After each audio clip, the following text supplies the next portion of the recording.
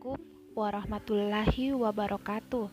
Saya Siti Makfirah dari kelas 5C, ingin menjelaskan tentang komunikasi dalam organisasi. Hubungan komunikasi dan organisasi yaitu organisasi adalah sekelompok masyarakat yang saling bekerja sama untuk mencapai suatu tujuan tertentu. Komunikasi adalah perekat yang memungkinkan kelompok masyarakat tersebut secara bersama-sama melakukan fungsinya dengan baik. Peran manajerial terdiri atas tiga. Yang pertama itu peran interpersonal, kedua peran informasional, ketiga peran desisional. Peran entrepreneurial terdiri atas figur kepala adalah manajer mewakili organisasi untuk kegiatan-kegiatan di luar organisasi. Kedua itu pemimpin adalah manajer mengkoordinasikan, mengendalikan, memotivasi dan mendukung bawahannya. Yang ketiga itu penghubung adalah manajer yang menghubungkan personal di semua tingkatan manajer.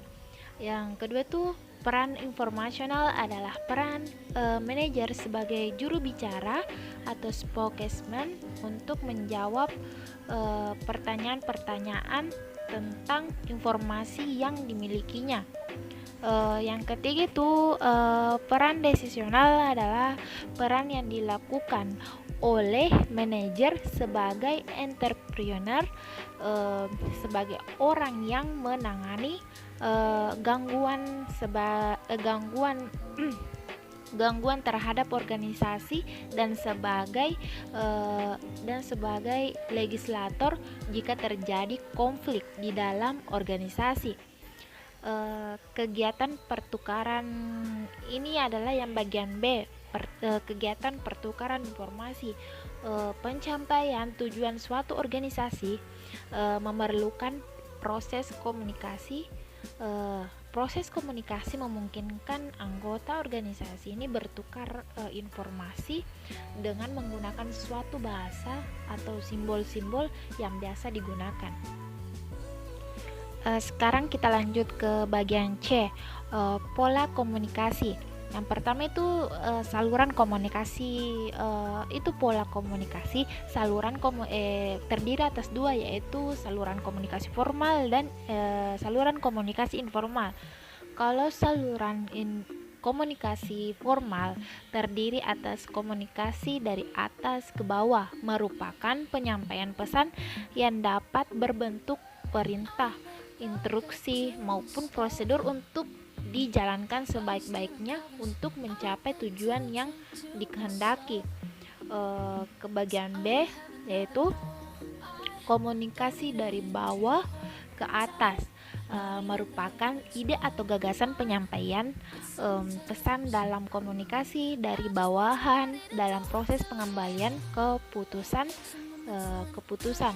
Yang ketiga itu komunikasi horizontal, adalah komunikasi yang terjadi antara bagian-bagian yang memiliki posisi sejajar atau sederajat dalam suatu organisasi. Yang keempat itu komunikasi diagonal. Komunikasi diagonal adalah merupakan melibatkan antara dua tingkat organisasi yang berbeda. Namun kelemahan komunikasi diagonal ini adalah komunikasi yang dapat mengganggu jalur komunikasi yang rutin dan telah berjalan normal. Yang terakhir itu keterbatasan komunikasi formal, cenderung ke birokratis dan ketat sehingga proses pengambilan keputusan menjadi lamban. Yang kedua itu saluran komunikasi informal, cenderung fleksibel dan tidak ketat sebagaimana komunikasi yang terjadi di saat-saat istirahat kerja. Yang ketiga itu cara mengelola komunikasi terdiri dari dua, yaitu pertama, penanganan pesan-pesan secara rutin untuk dapat memaksimalkan manfaat dan meminimkan biaya. Seorang manajer perlu memperhatikan sebagai berikut. Yaitu yang pertama mengurangi jumlah pesan, yang kedua instruksi yang jelas, yang ketiga itu mendelegasikan tanggung jawab, yang keempat itu melatih petugas. Kedua, penanganan krisis komunikasi. Ada beberapa hal yang dapat dilakukan, antara lain yaitu siapkan tim yang terampil atau cekatan dalam penanganan kritis. Yang kedua itu usahakan agar manajemen puncak segera bertindak pada saat kritis terjadi. Yang ketiga itu ciptakan sebuah pusat informasi sebagai representasi perusahaan yang dilengkapi dengan berbagai peralatan elektronik komunikasi. Yang keempat, ceritakan suatu kejadian secara menyeluruh, terbuka dan jujur. Jika ada yang salah, segera mohon maaf.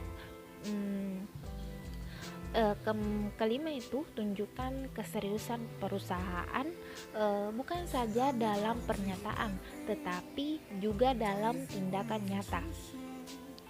Yang terakhir ini penjelasan yang terakhir, yaitu meningkatkan keterampilan komunikasi, yaitu harus dilakukan sebagai berikut. Yang pertama itu membaca, kedua mendengarkan, ketiga membuat percakapan menarik, keempat melakukan wawancara, yang kelima itu berdiskusi dengan kelompok-kelompok kecil, yang keenam itu berpidato dan berpresentasi, yang terakhir itu menulis surat, memo dan laporan. Sekian penjelasan dari bab ini dari saya. Bila ada kata yang salah mohon dimaafkan. Assalamualaikum warahmatullahi wabarakatuh.